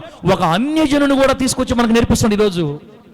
అన్యజనుడే మనకు మాదిరిగా నిలబడితే దేవుని బిడ్డ నువ్వెలా నిలబడాలి సంఘానికి? ఈ రోజున నిన్ను బట్టి న్యాయాధిపతి ప్రార్థనా మందిరం, ముత్తుకూరు హోలీ జడ్జి ప్రేయర్ సెంటర్లో ఉన్న వాళ్ళు నిన్ను చూసి ఏమి నేర్చుకోవాలా? లాజరు చూసి మనం ఏమి నేర్చుకోవాలి? ఈ బిడ్డను చూసి నువ్వేమి నేర్చుకోవాలి? అసలు నిన్ను బట్టి సంఘం ఏమి నేర్చుకుంటుంది? దేవుడు ఒక అన్ని జాతి వాడిని తీసుకొని వచ్చి మనకు నేర్పిస్తున్నాడు ఈరోజు. నేర్చుకోండి. గిత్తీయుడైన ఇత్తయిలో ఉన్న సుగుణాలు ఒక్కొక్కటి చూద్దాం మనం. ఎవరైతే ఏమమ్మా వాక్యానుసారంగా బతికేవాడు ఎవరినైనా దేవుడు వదిలిపెట్టాడు. అన్ని జనులు అంటే వాళ్ళు వేరే వాళ్ళ? దేవుడికి అన్నవాళ్లే కదా, దేవుడే కదా వాళ్ళు సృష్టించింది. కాకపోతే దేవుణ్ణి ప్రక్కన పెట్టి తమకిష్టం వచ్చిన రూపాలు ఏర్పాటు చేసుకొని సృష్టికర్తనకు బదులుగా సృష్టిని పూజించుకుంటూ పక్కెళ్ళిపోయారు వాళ్ళు. అంతేగాని వారు కనులు తెరిస్తే సృష్టికర్తను గుర్తుపడతారు వాళ్ళు కూడా. ప్రభునామాన్ని మహిమ కలుగును గాక. చెప్పండి గట్టిగా హల్లెలూయా. ఈ గాతు అనే పట్టణంలో ఉన్న వాళ్ళు పూజించే దేవత పేరు ఏం పేరు తెలుసా? దాగోను దేవత. చెప్పండి, ఏ దేవత? సంసోను గారిని పట్టుకెళ్ళినప్పుడు ఫిలిస్తీయులు ఈ దాగోను దేవత గుడిలో కట్టి ఆ దాగోను దేవత గుడిలో చంపేద్దామని ప్లాన్ చేశారనమాట. దాగోను దేవతను పూజిస్తారు. ఈ దాగోను దేవతను పూజించేవాడు దావీదు గారిని ప్రేమించి దావీదు గారి దగ్గరే నివాసం ఉందామని ఉన్న ఊరును వదిలిపెట్టి ఎందుకు వచ్చినట్టు? అసలు ఏం జరిగింది? నంబర్ 1, ఈ రాజునకు సమీపంగా ఉన్నవాడని పేరు పెట్టుకున్న ఈ ఇత్తయి మొట్టమొదటిది. బిడ్డలారా, మనం చదివిన వచనాల్లోనే ఉన్నాయి. నంబర్ 1, దావీదుకి నిజమైన స్నేహితుడు ఇత్తయి. ఫస్ట్ పాయింట్, దావీదుకి ఈ ఇత్తయి నిజమైన స్నేహితుడు. ఏం జరిగింది వాళ్ళ ఊరిలో మనకు అనవసరం, మనకు తెలియదు. మొత్తం మీద దావీదు గారితో కలిసి బతకదామని వచ్చేసాడు. నిజముగా దావీదు మీద ప్రేమ కలిగి దావీదు గారి స్నేహాన్ని కోరుకొని తన దేవతని, తన ఊరిని, తన బంధువులు మొత్తం వదిలిపెట్టి తన వారైన 600 మందిని వెంట పెట్టుకొని దావీదు గారి పంచన చేరాడు. వచ్చి దావీదు గారికి నిజమైన స్నేహితుడు. దావీదు గారికి నిజమైన స్నేహితుడు కాబట్టే దావీదు గారు శ్రమలో పడ్డప్పుడు వదిలిపెట్టి వాళ్ళ కొడుకు పక్షాన్ని చేరకుండా దావీదు గారి పక్కనే నిలబడ్డాడు. దేవునికి స్తోత్రం కలుగును గాక. చెప్పండి గట్టిగా హల్లెలూయా. ఈ మందిరంలో మీకు ఎవరైనా నిజమైన స్నేహితులు ఉన్నారా? నిజమైన స్నేహితులు ఉన్నారా? మీకు ఎవరైనా ఇక్కడే ఎవరన్నా నిజమైన స్నేహితులు ఉన్నారా? నాకు తెలిసి ఈ లోకం నిజమైన స్నేహితుడు కనబట్ల. నిజమైన స్నేహితులు అంటే ఎవరో తెలుసా? నిజమైన స్నేహితుడు విడువక ప్రేమించును అని ఉంది వాక్యంలో. ఏ పరిస్థితుల్లోనైనా మనల్ని విడవకుండా మనల్ని ప్రేమించే వాళ్ళే నిజమైన స్నేహితులు. దుర్దశ వచ్చినప్పుడు, అనగా మన మీద కీడు, ప్రమాదం, ఆపద, కన్నీళ్లు, శ్రమలు వచ్చి మన మీద పడిపోయినప్పుడు అట్టివాడు మనకు స్నేహితుడుగా, సహోదరుడుగా ఉంటాడు. మన దగ్గరే మన పక్కనే ఉండి మనల్ని ధైర్యపరుస్తా, మనల్ని ధైర్యం చెప్తా నడిపిస్తాడు నిజ స్నేహితుడైతే. అట్లాంటి వాళ్ళు ఎక్కడ కనబడుతున్నారా? అక్కడక్కడ ఉన్నారేమో కానీ చాలా వరకు లేరు. ఎవరున్నా ఎవరు లేకపోయినా మన నిజ స్నేహితుడు మాత్రం మనతో ఎప్పుడు ఉంటాడు. ఆమేన్ చెప్పండి. ఎవరైనా మన స్నేహితుడు ఎవరు? నిజ స్నేహితుడు ఎవరు? నిజమైన స్నేహితుడు మన ప్రభు అయిన యేసుక్రీస్తు వారు. బిడ్డలారా, ఈ గిత్తీయుడైన ఇత్తయి దావీదు గారికి నిజమైన స్నేహితుడు కాబట్టే దావీదు గారు శ్రమలో ఉన్నప్పుడు, రెండో పాయింట్, శ్రమలో ఉన్న దావీదుతో కలిసి నడిచిన వాడు ఈ ఇత్తయి. శ్రమలో పడిపోయాడు, కొడుకే శత్రువు అయిపోయాడు. బిడ్డలారా, శ్రమ వచ్చేసింది దావీదు గారికి. నాకెందుకు వచ్చిన బాధ తప్పించుకుందాం అనుకోకుండా శ్రమలో దావీదు గారిని వెన్నంటి తన 600 మంది తీసుకొని దావీదు గారితో పాటు అనుసరించి నడిచాడు. అందుకే దావీదు గారికి ఇత్తయి అంటే ప్రేమ కలిగింది. ప్రభువు నామానికి మహిమ కలుగును గాక. మీరు ఎప్పుడైనా సంఘం శ్రమలో ఉన్నప్పుడు సంఘంతో కలిసి నడిచారా? దేవుడు మీకు కొన్ని శ్రమలు మీ మీదకి పంపించి టెస్ట్ చేద్దాం, పరీక్షిద్దాం అనుకున్నప్పుడు ఆ శ్రమల్లో, ఆ కష్టాల్లో దేవుడితో కలిసి నడిచారా? లేకపోతే దేవుడి మీద సణిగారా? ఇత్తయి దావీదు గారికి కష్టకాలంలో కూడా దావీదుతో పాటే నడిచాడు. మనం కష్టాలు వస్తే దేవుడిని తిడతాం, కష్టాలు వస్తే దేవుడి మీద సనగతాం, బాధలు అసలు మనకు బాధలు రాకూడదు. అసలు వస్తే మన వాళ్ళు అసలు తట్టుకోలేము. అసలు మనం దేవుడు నమ్ముకుంది ఎందుకు? కష్టాలు పోతాయని కదా. దేవుడు నమ్ముకుంది ఎందుకు? అంతా బాగుంటుందని కదా. దేవుడు నమ్ముకుంది ఎందుకు? రోగాలు పోతాయని కదా. ఇప్పుడు మాటలు కాదు, నువ్వు ఫస్ట్ పుట్టినప్పుడు మాటలయ్యి. ఇప్పుడు ఆల్రెడీ ఎదిగి పెరిగి పెద్దోడు అయ్యావు నువ్వు. ఇప్పుడు ఏం చెప్పాలో తెలుసా? నేను ప్రభువుని నమ్ముకుంది ఎందుకంటే దేవుడు నాకు పరలోకం ఇస్తాడని. ఆమేనండి. నరకాగ్ని నుండి తప్పించి నన్ను పరలోకం తీసుకెళ్తాడని నేను ప్రభువుని నమ్ముకున్నా. ఈ భూలోకంలో కష్టాలు వచ్చినా, బాధలు వచ్చినా, శ్రమలు వచ్చినా ఇత్త ఏమన్నాడు చెప్పండి? ఇత్త ఏమన్నాడు? నేను చచ్చినా నేను బ్రతికినా, చచ్చినా బ్రతికినా రాజా నువ్వు ఎక్కడుంటావో నేను అక్కడే ఉంటాను నీతో పాటు. ఇత్తయి దావీదు గారికి నమ్మకమైన స్నేహితుడు, మంచి స్నేహితుడు. ఇత్తయి దావీదు గారి శ్రమలో దావీదుని విడవకుండా నడిచాడు దావీదుతో పాటు. శ్రమలో నడిచేవాళ్ళు కావాలి తమ్ముడా మనకే? అరను ఎవరు కావాలి మనకే? శ్రమలో ఉన్నప్పుడు నడిచేవాళ్ళు కావాలా? కష్టం వచ్చేసింది, శ్రమ వచ్చేసింది, మందిరం మీకు కాస్త ఇబ్బంది వచ్చేసింది, ఇబ్బందులు వదిలిపెట్టి వెళ్ళిపోతే నాకు అర్థం కాల. పొరపాటున అనుకోండి, ఓకే ఎవరన్నా అనుకుందాం, ఒక ఆదివారం ప్రార్థన జరుగుతూ ఉంటే ఒక 20 మంది మళ్ళా వచ్చేసి పరిగెత్తుకుంటా చర్చిలోకి వచ్చేసి బాధులు బాధ అందరినీ బాదుకుంటా వచ్చి 2-3 కలిసి నన్ను కూడా 3 బాధ అందరిని పడేసి రక్తగా చేసి వెళ్ళిపోయారు అనుకోండి. అనుకుందాం, ఓకే అనుకుందాం. అట్లా కళ్ళ కూడా జరగకూడదు సార్. అట్లా జరుగుతుందా? అట్లా బాధతారా? అయితే ఆ వారం ఏదో చెప్పండి సార్, ఆ వారం మేము రామా? ఆ వారం ఏదో చెప్పండి, తప్పించేసుకుంటాం. మేము ఆ వారం రాము. అమ్మ అట్లా బాధలు బాదుకుంటా పోతే అట్ట అని కొంతమంది చూస్తున్నాను నా సైడ్, కొంతమంది నా సైడ్ చూస్తున్నారు. అట్లాగా మీకెందుకు చెప్తానా? అమ్మా నేను ఒక్కనే దెబ్బలు తినాల్సి, మీరు కూడా దెబ్బలు తినాలా? ఎంత భయమో! ఏసై కొరకు ఒక్క దెబ్బ తిన్నామంటే కిరీటంలో వజ్రం పెట్టి పెడతాను నీ తల మీద దేవుడు. ఆమె చెప్పు గట్టిగా. పొరపాటుగా చచ్చిపోయావనుకో బిడ్డ, నీ జీవితం మామూలుగా ఉండదు. నా నామం నిమిత్తం అనేక మంది జనులు మిమ్మల్ని నిందించి, హింసించి, చెడ్డ మాటల పలికినప్పుడు మీరు ఆనందించి గంతులు వేయండి, పరలోకమందు మీ ఫలం అధికమవుద్దని చెప్పాడు ఏసై మనకి. ఆమేనని గట్టిగా. ప్రభు కోసం దెబ్బలు తింటాం గొప్ప ధన్యత, ప్రభు కోసం హింసించబడటం గొప్ప ధన్యత, ప్రభువు కొరకు ఈ లోకంలో మనం గాయాలు చేయబడటం గొప్ప ధన్యత. అది అందరికీ రాదు, కొందరికే వస్తుంది. ఒకవేళ వాళ్ళల్లో మనం ఉండి ఒకవేళ వచ్చి కొట్టారు అనుకో ఆ రోజు, తర్వాత ఆదివారం అస్సలు జనాభా ఎవరు వస్తారో, ఎవరు పోతారో, ఎవరు ఉంటారో ఆరోజు అసలు మాకు సంబంధం కూడా లేదు. ఇక ఏమన్నా రాలేదు చర్చికి, ఇప్పుడు కాదులే చూసుకొని వస్తా సార్ మమ్మల్ని వదిలిండా, ఏమక్క రాలేదక్క, అదే మాకు అదే కాళ్ళు నొప్పి వచ్చి, అదిగో తలనొప్పి వచ్చి, ఎన్ని వారాలు వస్తుందాకా తలనొప్పి కాళ్ళు నొప్పి లేకనా? ఇప్పుడు బాగుందమ్మా, ఇప్పుడు ఎవరు లేరమ్మా, ఇప్పుడు బాగుండాలి అమ్మా. పాస్టర్ గారికి ఆ తల మీద దెబ్బ తగిలి మానిందా? బాగుందా? ఏమైనా ఎక్స్ట్రాలు మాట్లాడుతున్నాడా? బాగా మాట్లాడుతున్నాడా? చెప్పండి, అప్పుడు వస్తాం చర్చికి. ఎక్స్ట్రాలు మాట్లాడితే రాము అప్పుడే.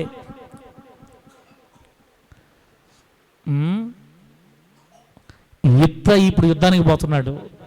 నేను బ్రతికితే దావీదు గారితో బతకతా, చచ్చిపోతే దావీదు గారితో చచ్చిపోతా.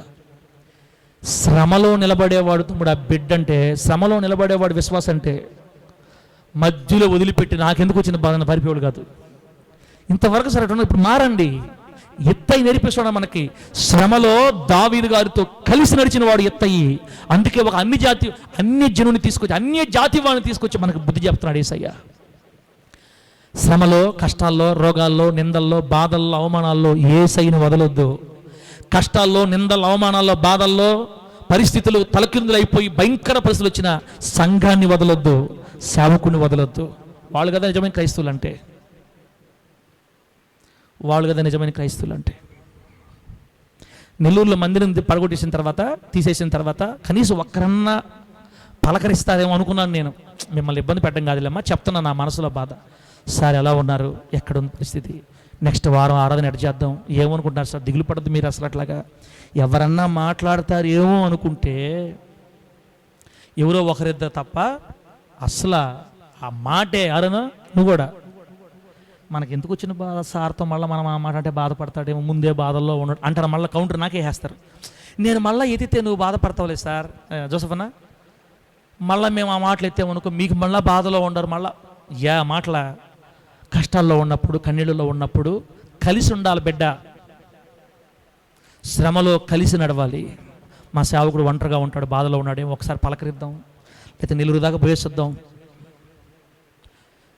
మేము బాధల్లో ఉండి మమ్మల్ని పడుచుకోరు, మీరు బాధల్లో ఉండి మేము రాకపోతే మళ్ళీ మా మీద కేసులు పెడుతుంటారు పోలీస్ స్టేషన్కి వెళ్ళి. మేము ఇన్ని బాధల్లో ఉన్నామే, ఒక్కసారి వచ్చాడా సార్ మా దగ్గరికి, ప్రార్థన చేశాడా సారా, అసలు ఆ సార్కి మేము ఎందుకు కనపడతాంలే, అంతా వాళ్ళనే చూస్తున్నాడు ఇప్పుడు బాగా, అంతా వాళ్ళతోనే ఉంటాడు, కానీ మా గురించి ఒకసారి పట్టించుకుంటున్నాడా సారా అని నా మీద కేసులు పెడతారు. సంఘం బాధలో ఉన్నప్పుడు, సేవకుడు ఏదైనా ఇబ్బందులకు వచ్చినప్పుడు ఒక్కడ కూడా నచ్చిపోయినాయి. మా ప్రేమకు అప్పుడప్పుడు చిక్కగా నవ్వుపోతుంటుంది, కానీ తర్వాత ఈ పాస్ట్ ఎట్టుకు పోయాడు సార్, ఏం మా ప్రేమకు కూడా అంతే, అందరం అంతేలే, నేను కూడా అంతే, మీరు కూడా అంతే. ఇప్పుడు మారాలి. గిత్తీయుడైన ఇత్తయి ద్వారా ప్రభు మనకి ఏం చెప్తున్నాడంటే, దేవుని కొరకు శ్రమ వచ్చినా దేవుని వదలకూడదు, సంఘాన్ని బట్టి మనకు శ్రమ వచ్చినా కలిసి నడవాలి, సేవకుడి ద్వారా శ్రమ వచ్చినా కలిసి నడవాలి. అది కదా బిడ్డ దేవుడు కోరుకునేది మనలో. తప్పించుకెళ్ళిపోతే తప్పించుకుంటావా? టైం వచ్చిందంటే దేవుడి కొరకు ఎక్కడున్నా శ్రమలు వస్తాయి మనకి, కానీ శ్రమలో నిలబడేవాడు రోషం గల బిడ్డ అంటే ఆమె చెప్పండి గట్టిగా. కలిసే ఉండాలి సేవకుడితోటి, దూరాలు బారిపోకూడదు. దూరంగా వెళ్ళిపోయి ఫోన్ చేసి, సార్ వాళ్ళు రాయితో కొట్టారా, నీకు తగిలిందా తగలేదా, రాయా తగల్లా, వాళ్ళు తగిలింది అనుకున్నాం మేము అంటారు. అప్పుడు దూరంగా వెళ్ళిపోయి, దగ్గరుంటే ఏం చేసి జోసఫ్ అన్న వాళ్ళని కొడతారని రైతు, సార్ తగిలింది అనుకున్నా తగల్లా, పక్కన పడిందే, అయితే పర్లేదు సార్, దేవుడికి స్తోత్రం సార్. మారాలా. రాబోయే రోజుల్లో పరిస్థితులు విపరీతంగా మారుతాయి. మారాలి మనసులు మారాలి, శ్రమపడే మనస్సు మనము అలవాటు చేసుకోవాలి. మారాలి మీ మనసులు మారాలి, శ్రమలలో కలిసి నడిచే విధము అలవాటు చేసుకోవాలి. అర్థమైంది? హల్లెలూయా చెప్పండి హల్లెలూయా. కొన్ని పక్షులు అప్పుడు మాయమైపోయి ఇప్పుడు కనపడ్డాయి, కొన్ని పక్షులు అయితే అవుట్, దేవుడికి స్తోత్రం, అప్పుడు మాయమైపోయినాయి, ఎగిరిపోయి ఆకాశంలోకి, ఇప్పుడు కనపడుతున్నాయి మళ్ళీ పక్షులు. ఏందమ్మా ఇదే, ఇట్టుంటే పర్లో కనపడతాం మనం అసలు. బిడ్డ నెంబర్ 1, ఇత్తయి దావీదుకి నిజమైన స్నేహితుడు. 2, శ్రమలో ఉన్నటువంటి దావీదు గారిని ఒంటరిగా వదిలిపెట్టి వెళ్ళిపోకుండా కలిసి నడిచిన వాడు శ్రమలో. మూడోది చూడండి, యెహోవాయే నిజమైన దేవుడని గుర్తించి దావీదు యొద్దకు వచ్చిన వాడు ఇత్తయి. నేను ఆరాధిస్తున్న దాగోను దేవతలో జీవము లేదు, అది అవన్నీ వదిలిపెట్టి నిజమైన జీవం యెహోవా దేవుడిలో ఉందని గుర్తించాడు దావీదు గారి ద్వారా. ఆమె గట్టిగా, ఒక 18 సంవత్సరాల యవనస్తుడు చిన్న రాయితో మా నాయకుడిని ఎలా చంపగలిగాడు? మా నాయకుడు ఎవరో తెలుసా? బాల్యము నుండి యుద్ధ విద్యలో ఆరితేరినవాడు. మా నాయకుడికి తెలియని ఫైట్ లేదు. కత్తిని ఎలా తిప్పాలో, ఈటతో ఎలా పొడవాలో 100 మందిని మా కనుల ముందు చంపిన మా నాయకుడిని చిన్న రాయితో వేసేసాడంటే ఎలా సాధ్యం? How is possible? నేను ఆరాధిస్తున్నా పసివాడు యవనస్తుడు 18 సంవత్సరాలు కత్తి తిప్పడం చేతగాని వాడు తల నరికాడంటే అది దావీదు గారి గొప్పతనం కాదు, దావీదు గారు ఆరాధిస్తున్న యెహోవా దేవునిలో ఉన్న గొప్పతనం. సభలు గట్టిగా ముందే చెప్పాడు, యుద్ధం నాది కాదు, యుద్ధం యెహోవాదని. ఆ యెహోవా దేవుడే మా మీద జయాన్ని వాళ్ళకి ప్రసాదించాడు. ఒరే నాయనా, ఆమేన్, ఒరే నాయనా, అసలు ఇది అంత శక్తి లేదురా నాయన, వేస్ట్ అంతా. అదిగో జీవము గల దేవుడు ఎవరో చెప్పండి, ఎవరు జీవం గల దేవుడు? 18 సంవత్సరాల వాడిని గెలిపించిన యెహోవాయే జీవం గలవాడు. కాబట్టి వద్దు, నాకు ఈ నిర్జీవమైన పరిస్థితులు నాకు వద్దు. నేను ఇప్పుడు యెహోవా దేవుని నమ్ముకున్నాను అనుకో, మా ఊళ్ళు నన్ను ఉన్నది ఇక్కడ ఏళ్ళ మధ్యలో ఉండి తనిసుకొని దెబ్బలు తింటాం కంటే అదేదో అదిగో నా ప్రాణ స్నేహితుడైన ఆ రాజుగారి దగ్గరికి వెళ్ళిపోయి ఆయన పంచం చేరి ఏదన్నా ఒక చిన్న స్థలంలో గుడిసేసుకొని జీవితాంతం యెహోవా దేవుని ఆరాధించుకుంటా దావీదు గారితో కలిసి బతికి చచ్చిపోతా అని ఊరు వదిలిపెట్టేసి ఆచారాలు వదిలిపెట్టేసి తనకు నమ్మిన బంట్లైన 600 మంది సైనికులు తీసుకొని, కుటుంబాన్ని తీసుకొని దావీదు పంచకొచ్చి చేరిపోయాడు. ప్రభునామానికి మహిమ కలుగును గాక. ఒక్క దావీదు 600 మంది రక్షణ కారణమయ్యాడు. దావీదు గారు ఒక్క ఎత్తైని మారిస్తే, దావీదు గారు ఒక్క ఎత్తైని ప్రభావితం చేస్తే, ఎత్తై 600 మందిని తీసుకుని మందికి వచ్చేసాడు. మా దావీదు గారి పక్షానికి, యెహోవా దేవుని పక్షానికి వచ్చి చేరిపోయాడు. అంతే. ఒక ప్రశ్న, మీరు ఎంతమందిని ప్రభావితం చేస్తారు యేసయ్య కోసం? మిమ్మల్ని బట్టి ఎంతమంది ప్రభు దగ్గరకు వచ్చారు? మిమ్మల్ని బట్టి ఎంతమంది యెహోవా దేవుడు జీవము గల దేవుడని గుర్తించారు? మనం ఎంతమంది ప్రభావితం చేయగలుగుతున్నాం బిడ్డలారా? అందుకే చెప్తున్నాను కదా, ఎత్తయిలో ఉన్న క్వాలిటీ ఒక్కడ కూడా లేదు మనలో, ఒక్కడ కూడా లేదు బిడ్డ. యెహోవా దేవునిలో శక్తి ఉందని, ఆయనే జీవము గలవాడని దావీదును బట్టి గుర్తెరిగాడు. నిన్ను బట్టి నీ పొరుగు వారు గుర్తుపట్టాలి, నిన్ను బట్టి అనుజనులు గుర్తుపట్టాలి, నిన్ను బట్టి నీ చుట్టుపక్కల ఉన్న వాళ్ళు గుర్తుపట్టాలి, ఫలాని బిడ్డ ఆరాధించే దేవుడు జీవము గలవాడు అని. అది ఆ స్థితి మనకు కలిగితే ఎంత సంతోషం! ఆ స్థితి మనకు కలిగితే ఎంత సంతోషం! మనం ప్రభువు కోసం ఇతరులను ప్రభావితం చేయగలిగితే ఎంత సంతోషం! 2024 సంవత్సరంలో ఒకరినన్నా పట్టుకోరాని నాయన, ఒక్కరినన్నా పట్టుకోరండి. ప్రార్థన చేయండి, ప్రభావితం చేయండి. గ్రామంలో నోరు జాగ్రత్త చేసుకోండి. మన నోటిని బట్టి, నోరు మంచిదైతే చెప్పండి, నోరు మంచిదైతే ఊరు మంచిది అవుతుంది. నోరు ఇష్ట ప్రకారం వాగిందంటే ఒక్కరారు ప్రభు దగ్గరికి. దావీదు గారు ఎత్తైన ప్రభావితం చేస్తే 600 మంది నడిపించాడు ప్రభు దగ్గరికి. అబ్బో! అందుకే ఆ ఫిలిస్తీయుని మన కన్నుల ముందు పెట్టి, ఫిలిస్తీయుడైతే ఏమి, అన్యజాతివాడైతే ఏమి, ఇప్పుడు యెహోవా దేవుని గుర్తిరిగిన నీతిమంతుడయ్యాడు. ఆమె చెప్పండి గట్టిగా. యెహోవా దేవుణ్ణి ఆరాధికుడుగా మారిపోయాడు, దేవుని బిడ్డ అయిపోయాడు. ఇప్పుడు ఆ ఎత్తై ద్వారా మనకి విషయాలు నేర్పిస్తున్నాడు. బిడ్డలారా, అతనికి అర్థమైంది వాటిలో జీవం లేదని. ఇంకా చాలామందికి ఇక్కడున్న వాళ్ళు కూడా అర్థం కాల.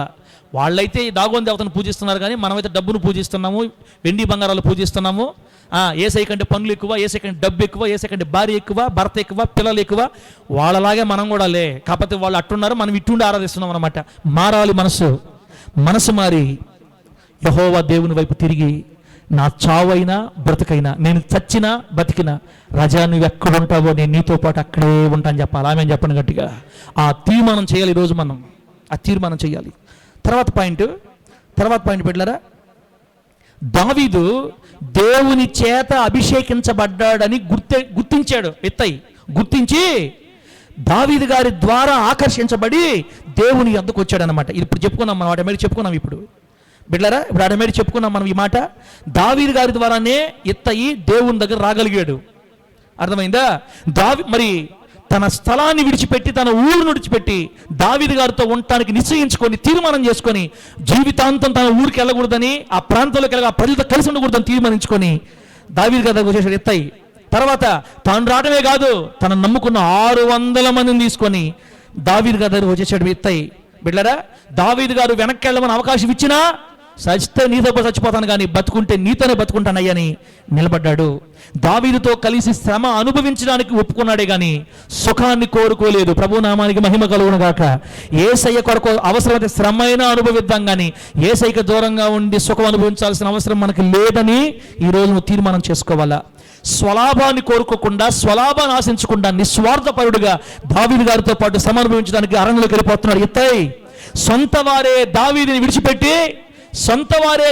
విడిచిపెట్టి శత్రు పక్షాన, అబ్షాలోము పక్షాన చేరిపోతే, ఎక్కడో పరాయి వాడుగా వచ్చిన వ్యక్తి మాత్రం దావీదుని అంటి పెట్టుకొని ఉన్నాడు. ప్రభునామానికి మహిమ కలుగును గాక. ఏందని ఇన్ని మంచి గుణాలు అసలు! సొంత వారే వదిలేశారు దావీదు గారిని, కానీ కడుపును పుట్టిన కొడుకే వదిలేస్తే ఎక్కడి నుంచో పరాయి వాడుగా వచ్చిన ఈ వ్యక్తి మాత్రం దావీదు గారు అంటి పెట్టుకొని ఉన్నాడు. చివరి వరకు హత్తుకున్నాడు ఎత్తయి. దేవుని నామానికి మహిమ కలుగును గాక. బిడ్డలారా, దావీదు ఎడల నిజమైన భక్తిని కనపరిచాడు ఈ వ్యక్తి. దావీదు ఎడల నిజమైన భక్తిని కనపరిచాడు ఈ వ్యక్తి. ఇంత చేసినందుకు ఎత్తయికి కలిగిన ఆశీర్వాదం ఏంది? ఇంత చక్కగా చేశాడు కదా, ఇన్ని విషయాలు కరెక్ట్గా ఉండవు కదా.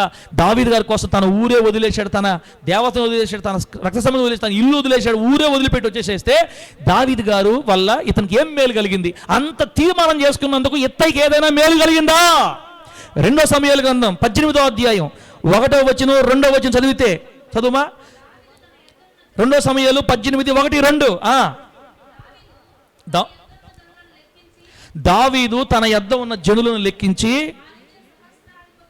వారి మీద సహస్రాధిపతులను, శతాధిపతులను నిర్ణయించి జనులను 3 భాగములుగా చేసి యోవాబు చేతి క్రింద ఒక భాగాన్ని, సెరూయా కుమారుడైన అబీషై చేతి క్రింద ఒక భాగాన్ని,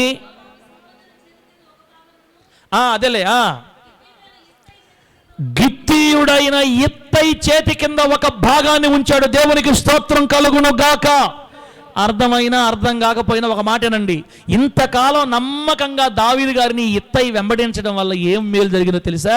తన సైన్యాధిపతిగా పోస్ట్ ఇచ్చాడు. ఆమె నన్ను గట్టిగా ఎంత స్థాయికి తెలుసా? రాజ్యములో సైన్యానికి 3 భాగాలు చేసే సైన్యాన్ని, ఒక భాగం మీద యోవాబుని, ఒక భాగం మీద అబీషైని, ఒక భాగం మీద గిత్తీయుడైన ఇత్తైని అధిపతిగా చేశాడు. చూసారా? అంత నమ్మకంగా ఉండాడు కాబట్టి ఇప్పుడు మంచి స్థాయికి ఎదిగాడు దావీదు గారి దగ్గర. ఒక ఉన్నత అనుభవాలకు వెళ్ళాడు, ఒక ఉన్నతమైన దీవెనికి వెళ్ళాడు. సైన్యంలో సైన్యాధిపతి పోస్టు సంపాదించుకున్నాడు. ఎక్కడో పరాయివాడిగా ఊరుదులు పెట్టి వచ్చిన వ్యక్తిని దావీదు గారు వదల్లా. నువ్వు యేసుకు నిలబడితే దేవుడు నిన్ను కూడా వదలడు. ఆమె చెప్పగట్టుగా మన భక్తికి మెచ్చి మన దేవుడు దీవించాలా, అంతేగాని భక్తి చేయను, నన్ను దీవించు, నన్ను దీవించు, ఏంది నీ తలకాయ నేను దీవించేదే? ఏసై కోసం భక్తి చేయరు, ఏసై కోసం నిలబడరు, నడుం కట్టుకోరు, శ్రమలో మరణంలో కూడా దేవుడి కోసం నిలబడరు. డబ్బు చూస్తే అంటారు, లోకం చూస్తే అంటారు. చిన్నపిల్లలు ఐస్ క్రీమ్ చూసి నోరు సారుసుకున్నట్టుగా ఐస్ క్రీమ్ చూస్తే మన ప్రకాశం చూడండి, ఐస్ క్రీమ్ బండి బరిగిస్తూ ఉంటారు. ఇక్కడ ఐస్ క్రీమ్ సయ్యద్ చూస్తుంటారు. ఇక్కడ ఆ ఐస్ క్రీమ్ తీసి ఇచ్చిందాక అని చూసి పాప మనరాళ్ళ బాధలు మనరాళ్ళు ఉంటారు. చిన్నపిల్లల ఐస్ క్రీమ్ చుట్టూ తిరిగినట్టుగా దేవుని బిడ్డలు లోకం చుట్టూ పాపం చుట్టూ తిరుగుతూ ఉన్నారు. ఎక్కడ దీవిస్తాడు దేవుడు మనల్ని? ఇన్ని గొప్ప తీర్మానాలు చేసుకొని అన్నిటిని వదిలిపెట్టి దావీదు గారి కోసం నిలబడినందుకు ఒక ఉన్నతమైన పోస్టు. యోవాబు ఎవరో తెలుసా? దావీదు గారి తర్వాత దావీదు అంతటి వాడు. రాజ్యాన్ని పరిపాలించే దావీదు గారి పక్కన ఇంకెవరన్నా పెట్టాలంటే యోవాబునే పెట్టాలా, అంత పరాక్రమశాలి. అట్లాంటి యోవాబు పక్కన నిలబడ్డాడు గిత్తీయుడైన ఇత్తయి. ఆమేన్ చెప్పండి గట్టిగా హల్లెలూయా. సంఘంలో నువ్వు ఒక మంచి అనుభూతి రావాలంటే, మంచి సాక్ష్యం రావాలంటే, మంచి స్థాయి రావాలంటే ఊరకే రాదు తమ్ముడా. కష్టపడి కష్టాల్లో నిలబడి నమ్మకస్తులుగా సాగితే వస్తుంది మనకు ఆ ధన్యత. అమ్మా, సంఘంలో వచ్చినా రాకపోయినా సమాజంలో మాత్రం రావాలి. నీకు నీ చుట్టుపక్కల ఉన్న వాళ్ళు దేవుని కోసం నువ్వు సంపాదించుకోవాలంటే ఇలాగా నమ్మకంగా నిలబడాలి. లాస్ట్ మాట బిడ్డలారా, నాతో పాటు ఈ మాట ఒకసారి మీరు మరలా పలికి ప్రార్థన చేసుకుందాం మనం. ఏమో తెలుసా దావీదు గారు చెప్పారు, అయ్యా నిన్నొచ్చావు మా మధ్యకి, ఎందుకు నువ్వు తొందరపడి ఇబ్బందులు పడతావు, వెనక్కి వెళ్ళిపో అంటే, రాజా నేను చచ్చినా బ్రతికినా నువ్వెక్కడుంటావో నేను నీతో పాటు అక్కడే ఉంటా అని చెప్పాడు. మనం కూడా ఈ రోజున ప్రభువా, ఇంతవరకు తెలుసో తెలియకో ఇబ్బందులు పడ్డాను, తెలుసో తెలియకో నా జీవితాన్ని ప్రభువా నీకు దూరం చేసుకున్నాను, కొన్ని చూడకూడని వాటిని చూస్తున్నాను, మాట్లాడకూడని వాటిని మాట్లాడుతున్నాను, తిరగకూడని వాటిని తిరుగుతున్నాను, ఆదివారాలు గడిచిపోతున్నాయి, ఎన్నో వాక్యాలు వినబడుతున్నాయి. అయ్యా నా జీవితం అంతా సరిచేయబడుతుంది, కానీ నేను ఎప్పుడు కూడా నీకు సక్రమంగా ఒక విలువైన స్థాయిలో విలువైన స్థితిలో నీకోసం నిలబడలేకపోయాను. ఈరోజు ఒక అన్యజాతి వాడిని కూడా తీసుకొచ్చి మాకు బుద్ధి చెప్తున్నావు. ఇంకా నా జీవితంలో కొన్ని సరిచేయబడలేదు, నన్ను క్షమించు ప్రభు అని ఒక మాట. ప్రభువా, మరణమైనా సావైనా బ్రతుకైనా ఏమైనా నువ్వెక్కడ ఉంటావో అక్కడే నీకోసం బతకతా. ఆమేన్ చెప్పండి. కలిసి వచ్చినా కలిసి లేకపోయినా నీకోసం బతకతా, ఆరోగ్యం ఉన్నా ఆరోగ్యం లేకపోయినా నీకోసమే బతకతా, నేనేమైపోయినా నీకోసమే బతకతా. నీవే నా ప్రాణం, నీవే నా మూలం, నీవే నా ఆధారం అని యేసయ్యతో మనం తీర్మానం చేసుకుందాం. దేవుడి మాట మనకు ఆశీర్వాదకరంగా మార్చి వర్ధిల్ల చేయునుగాక. కళ్ళు మూసుకొని ప్రార్థన చేసుకుందాం బిడ్డలారా.